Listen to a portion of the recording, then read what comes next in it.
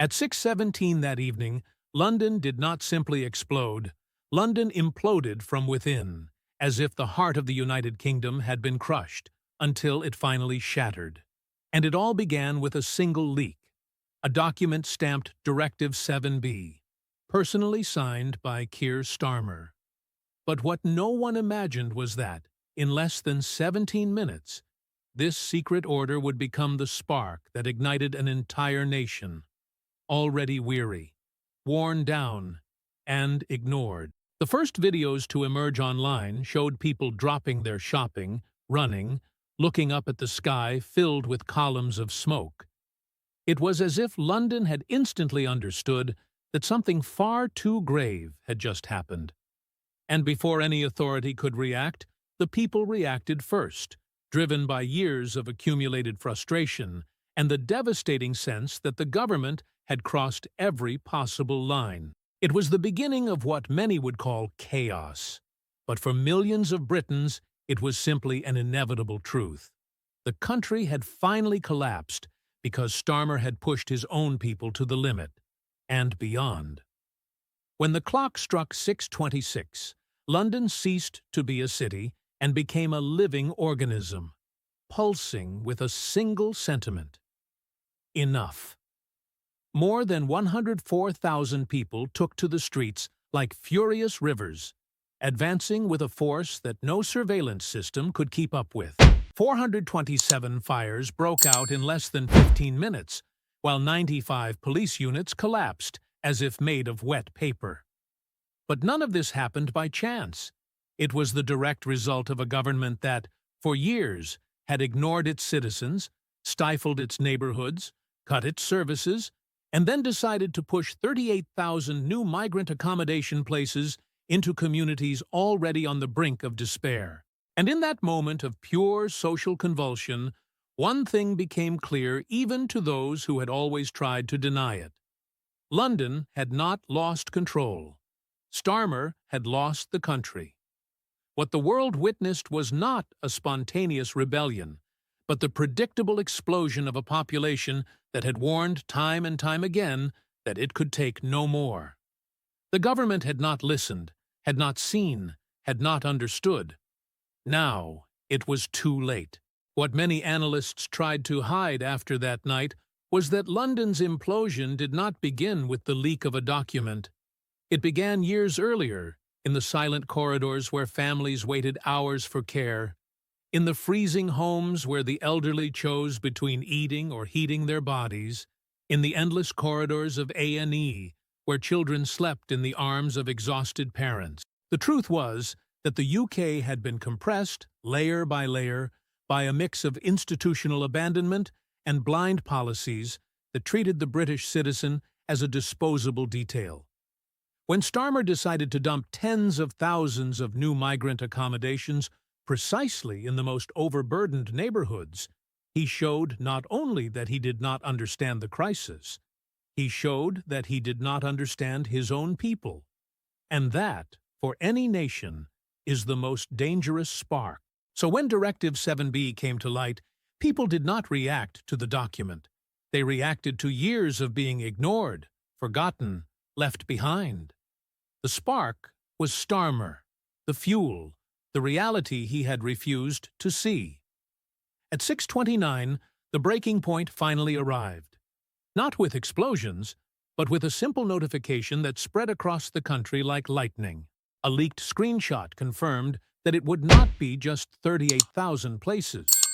Another 12 entire hotels would be converted within 48 hours, all in areas where hospitals were already failing, ambulances no longer arrived, and schools were overflowing. It was the moment when the British people understood, brutally and definitively, that the government had stopped governing for them. In less than a minute, that screenshot was on every screen. In 2 minutes, on the streets. In 4 minutes, London began to move as a single body with a single purpose. And here is the detail the press tried to hide. These were not troublemakers looking for a fight.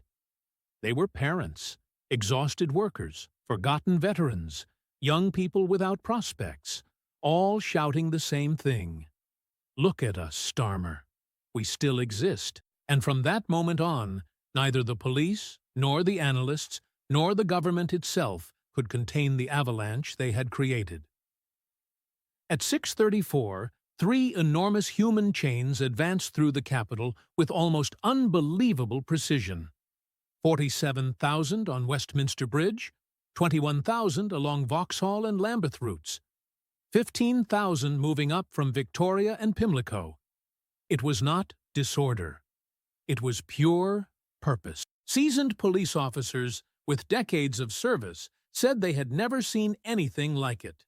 These were not crowds looking to vandalize, but citizens heading straight for the source of the decision, as if the whole country had pointed the finger at the same culprit.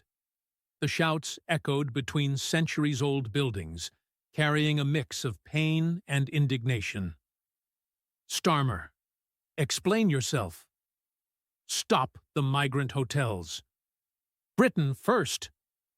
And as the mass advanced, all of London seemed to tremble. It was impossible to contain, impossible to ignore, impossible to pretend it was still politics. It was a public trial happening live, and the defendant was the Prime Minister. And in that moment, the question hanging over London was not, "How did this start?" but, "How did no one see that this was inevitable?" When Scotland Yard sent the internal message at 6:37, "We are losing control of Westminster," many in government thought it was an exaggeration, but it took just 6 more minutes to prove them wrong. Drone footage from that night became a symbol of the collapse. Thousands of people moving like an unstoppable wave, pressing entire police formations that retreated without even being able to react. And then came the scenario no one had predicted.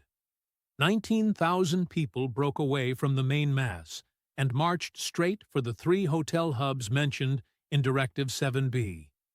It was not coincidence, not theory. It was Starmer's own signature guiding the crowd. At 6:43, the first hotel fell, not through intentional violence, but through the physical pressure of thousands, pushing, compressing, advancing. Shields bent, barriers collapsed. Police shouted for reinforcements not to fight, but to survive the crushing force of the crowd. The city, which had always resisted everything, was now bending before its own people. And yet, inside government, Starmer repeated the same order. No escalation. Maintain humanitarian posture. The decision that, minutes later, would seal the fate of the entire night. At 6:52, when the field commander of Bravo Unit transmitted the phrase that would go down in history, "We cannot hold the line. The Prime Minister's order has removed our ability to stabilize the situation." It became clear that London had crossed the point of no return. It was no longer a matter of police force or strategy. It was physics. It was mathematics. It was impossible. The human pressure advanced like a social earthquake, toppling decades of protocols in minutes. At 6:55, the second set of hotels collapsed under the weight of the crowd, windows exploding, barricades giving way, entire streets being pushed as if made of paper. Police retreated not out of cowardice, but because there were no more tactical options to keep the city standing. And it was in those 3 crucial minutes that London revealed a secret no one wanted to admit. A capital does not fall by the force of its enemies, but by the weight of its own population when it reaches its limit. And that night, the limit had been crossed, not by protest, but by emotional survival. It was the people crying out for help in the only way left to them. At 7:02, what had begun as sparks turned into an inferno. The first major fire took hold, followed by dozens, then hundreds, until the absurd number of 427 simultaneous fires was reached. Firefighters tried to enter, but there was simply no way.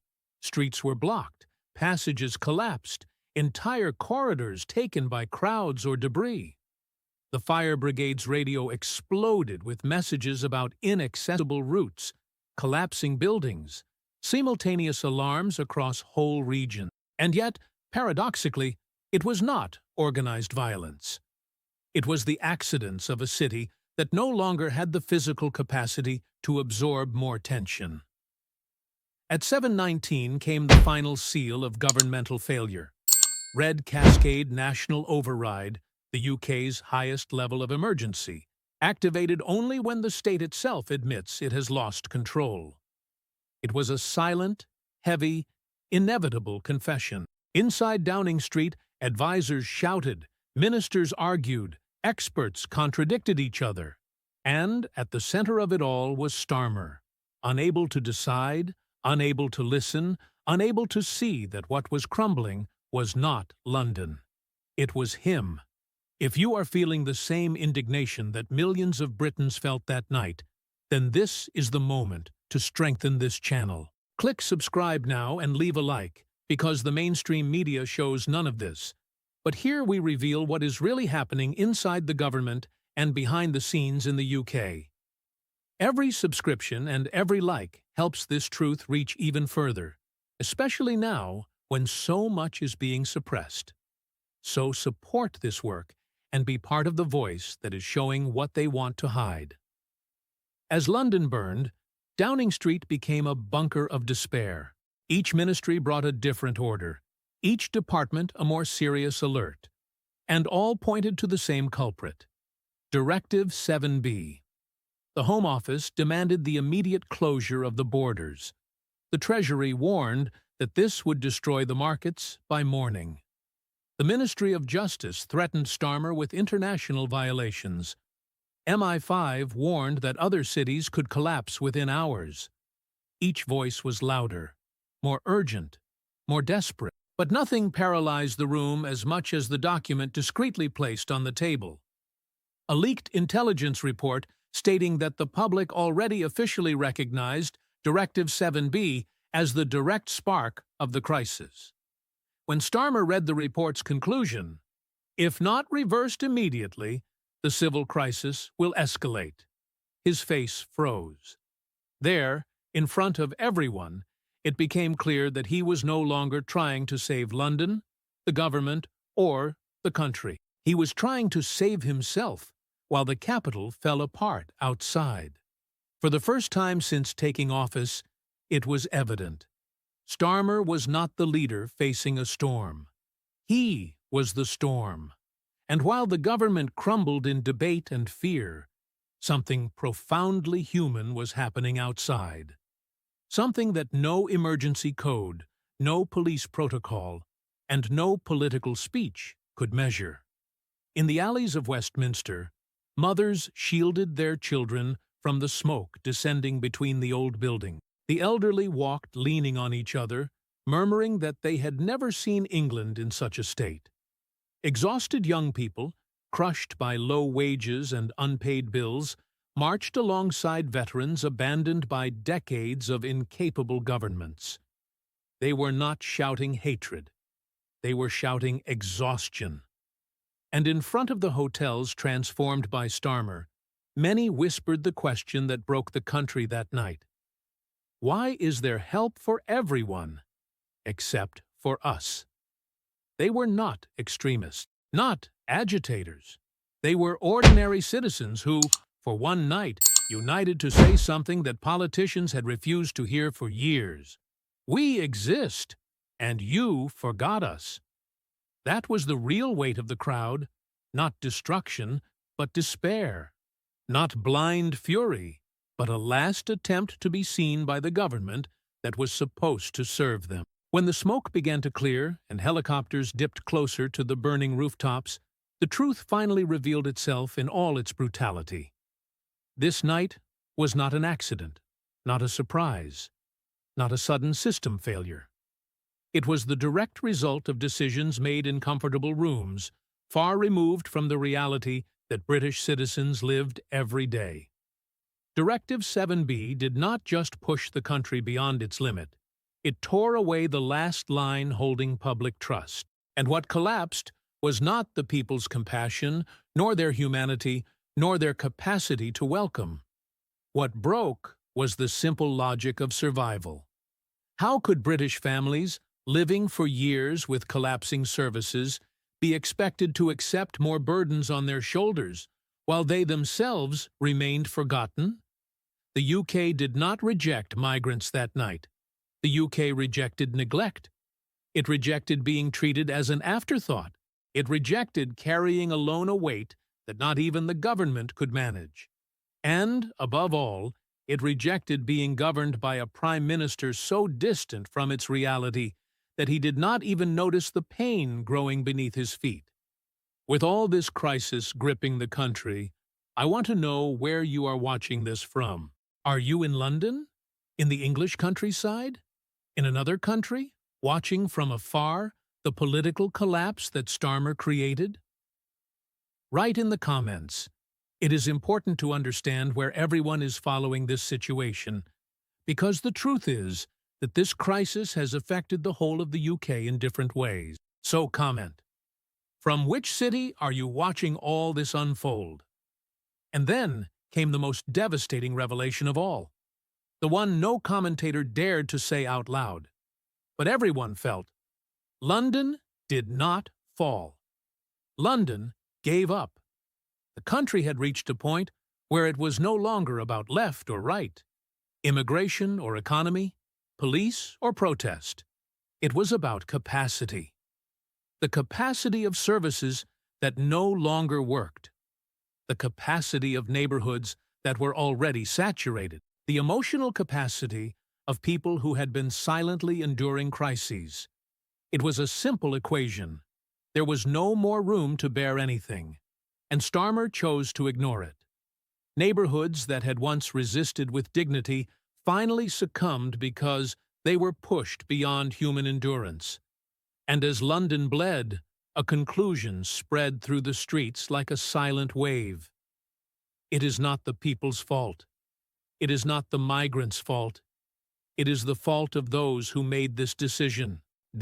And in that instant, thousands of Britons understood something that would change the course of politics in the country. It was not London against foreigners. It was London against Starmer. As midnight approached and the sirens could no longer compete with the noise of the crowd, an unprecedented feeling took hold of the country, that the government had stopped governing. On mobile screens, on radios hastily switched off, in hushed conversations between neighbors, the same sentiment spread, the feeling that the UK had finally crossed the threshold of the bearable. And the most shocking thing was that this did not happen because of an external enemy, a distant war, or an invisible threat. It happened because the Prime Minister himself decided to force his nation to bear a weight it simply could no longer support. The explosion that night was not the work of radicals, but of workers, not orchestrated by extremists, but by ordinary families, not seeking to bring down the country, but to save what little remained of it. And as he watched the chaos spread beneath his windows, Starmer did not see vandals, he saw Britons demanding answers. And that is the wound that will not heal. That of a leader who chose to double down on his decision rather than listen to the cry of his own people. When the sun began to tear through the horizon and reveal the wreckage left by the most intense night in the country's recent history, one certainty echoed louder than the sound of helicopters. The United Kingdom would never be the same. The trust, already fragile, had finally broken. The patience, already short, had run out. And the people, who had always endured everything in silence, had finally spoken. Not with words, but with a march that shook the foundations of British democracy itself. The message of that night was clear, direct, impossible to distort. This is not Great Britain against migrants. This is Great Britain against your politics, Prime Minister. And now, as Starmer desperately tries to rebuild his image amid the ashes of a capital he himself set alight with his decisions, the question hanging over the entire country remains: how can someone who has lost control of his own nation continue to govern. The people's verdict has been given, and the defendant, this time, has nowhere left to run.